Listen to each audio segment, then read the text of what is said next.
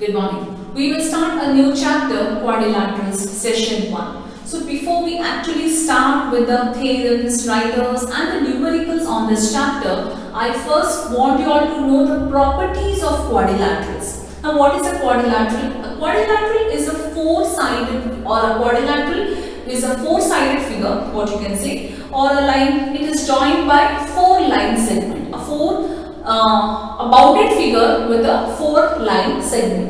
What are the different types of quadrilaterals you come across? So you come across square, rectangle, rhombus, parallelogram, trapezium, isosceles trapezium and kite. So if you just go back in standard 8, you have studied about these quadrilaterals, these different types of quadrilaterals in the chapter Understanding Quadrilaterals, right?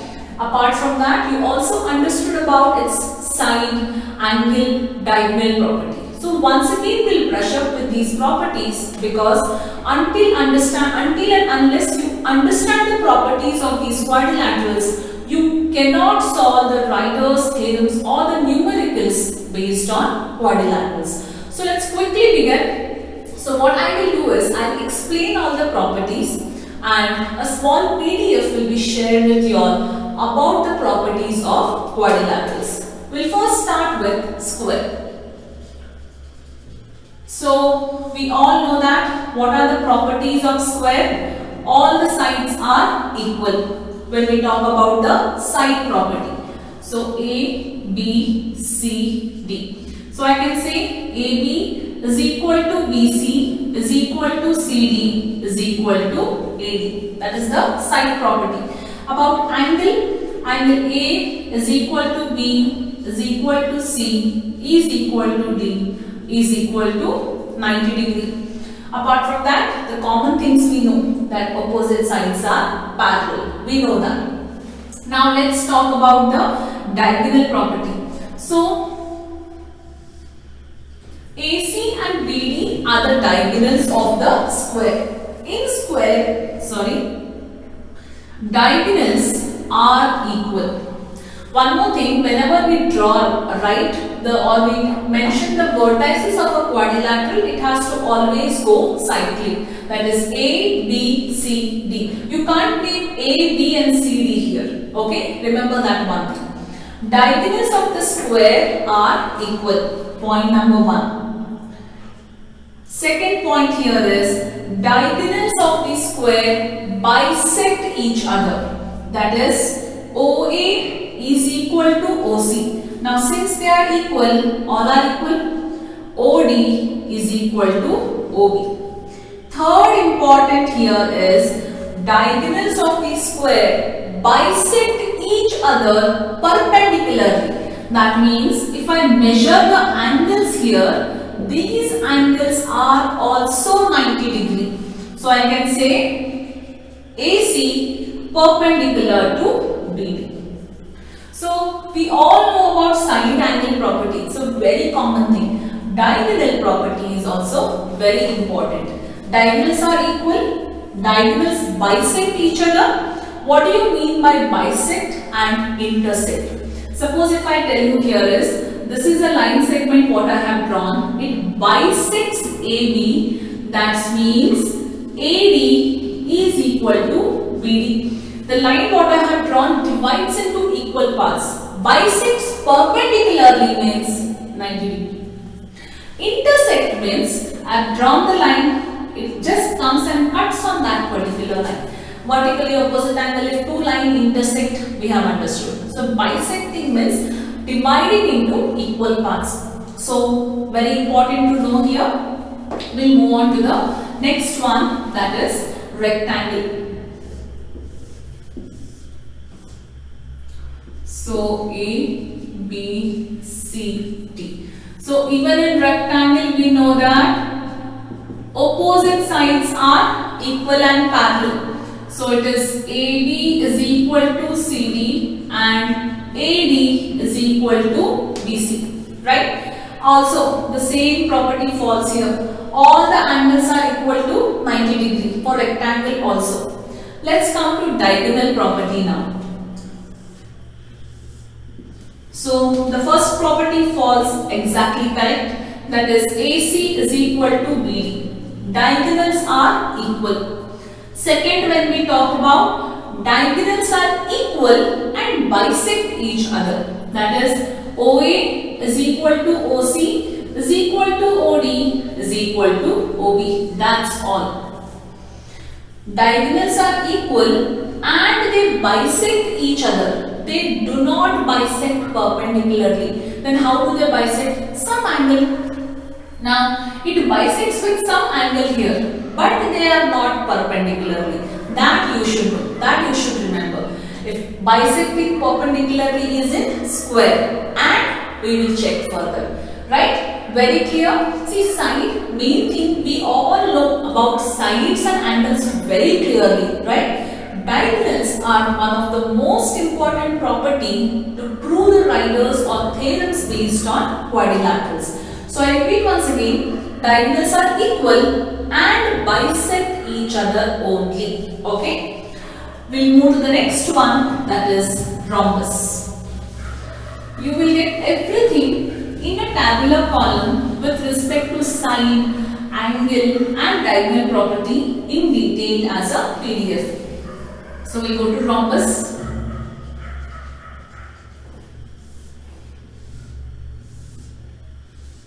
So A, B, C, D is a rhombus. So in a rhombus, all the sides are equal. AB is equal to BC is equal to CD is equal to AD. Again, opposite sides are parallel, we know that. What about angles?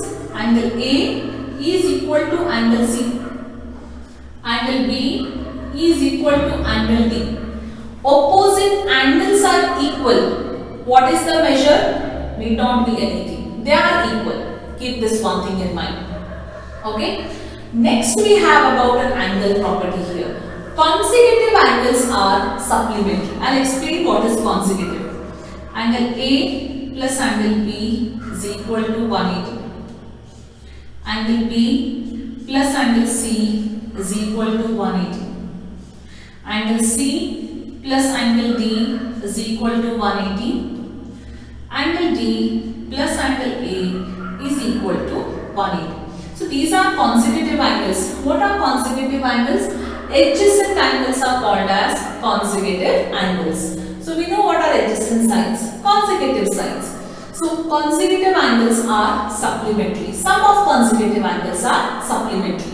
Let's just take one angle here. Suppose if I take this as 70 degree, this angle has to be 110. And if this is 110 degree, children, this also has to be 110. And this also has to be 70. Opposite angles are equal. Check. 70 plus 110, consecutive, 180. 110 plus 70, 180. 70 plus 110, 180. 110 plus 70, 180. Right? Consecutive angles are supplementary. This is about rhombus. I'm sorry. Now next, move on to diagonal property. Diagonal are not equal. Diagonals only bisect each other. How they bisect? I can say that OA is equal to OC and OD is equal to OB. Okay, they are not equal. They only bisect each other. Now, how do we know these all things? That's only thing because if you remember, you had construction part in standard 8 where you constructed all these type of quadrilaterals, right? There you come to know all these things. Diagonals are not equal, but diagonals bisect each other. That is what I have written. This measure is equal to this. This measure is equal to this. And AC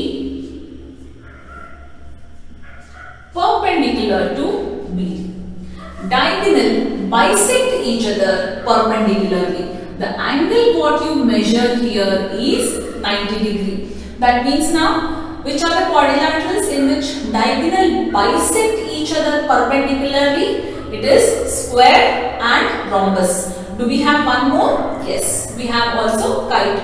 Kite we did not study in this year's syllabus, which you had in 8th standard. But even in kite, diagonals bisect perpendicularly. Remember that. I will not be giving any properties on kite. You all would have it this year. Is this very clear about diagonal property? Next we'll move to parallelogram.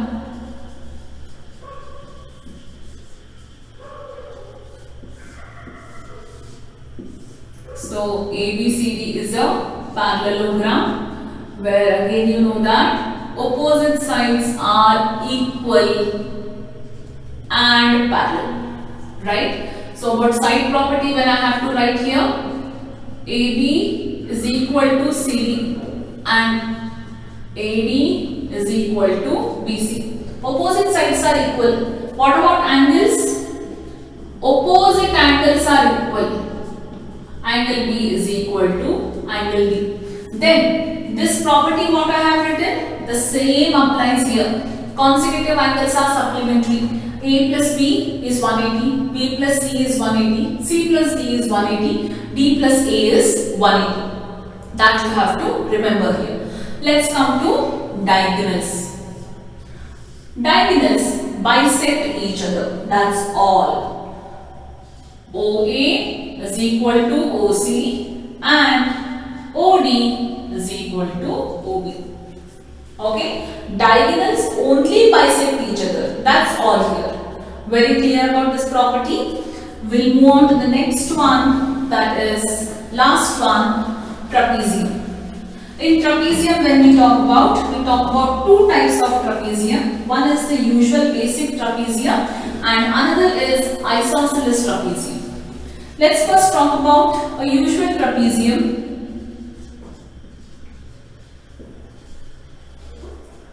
So in a trapezium, only one pair is parallel, right? We know that. B, C, D. And these are the diagonals. Okay. So only thing what we know here is only one pair of side is parallel. That's all. Then what about angles now? Like we cannot tell here consecutive angles are supplementary. No. Consecutive angles of non-parallel sides are supplementary. What are non-parallel sides here? BC is not parallel to AD. So those are non-parallel sides. So I can tell angle A plus angle D is equal to 180 and angle B plus angle C is equal to 180. You have to remember this. These are consecutive angles of non-parallel sides are only supplementary here in trapezium, right? What about diagonals? Diagonals intersect each other at O, right? They just cut at one point called O. No bisect, no equal. Very clear? This is about trapezium. Now let's talk about isosceles trapezium. So what is special about isosceles trapezium? So first of all, one pair I will mark parallel as it is. Okay. So same thing, first property goes the same, that is one pair of side is parallel. Now since it is isosceles, children, that parallel side can't be equal because one is small and one is a bigger one. Non-parallel sides are equal. Always in isosceles trapezium I am talking about. So AD is equal to BC. Non-parallel sides are equal. Then when we talk about angle property, this follows the same thing. Consecutive angles of non-parallel sides are supplementary. Apart from that, we also have one more. Base angles are equal. Now what are base angles? Can I say angle A is equal to angle B? Base angles. If I turn the figure upside down, can I also say angle D is equal to angle C? Yes, these are base angles. Example, let us assume that this is 60 degree, children. What will be this? This also will be 60 degree. Now non-parallel sides are supplementary, we know that. The consecutive angles of non-parallel sides are supplementary. So if this is 60, this has to be 120. If this is 120, this has to be 120. Why? Base angles are equal. 120 plus 60 is 180 again. Understood how? This is about isosceles trapezium. Diagonal property, diagonals are equal. That's all. They intersect at O, but diagonals are equal in an isosceles trapezium. So these are the different types of quadrilaterals and about their side, angle and diagonal property. So now we understood the meaning of bisect each other and bisect each other perpendicularly. Very clearly we have to know and remember this. I'll be sending you the PDF on this what we have discussed. You have to learn, write them, give the heading as quadrilaterals, and below that you can give properties of quadrilaterals and just write down that table what I will send you. After that you can start with the exercise. But you will only understand this chapter if you are thorough with the properties of quadrilaterals.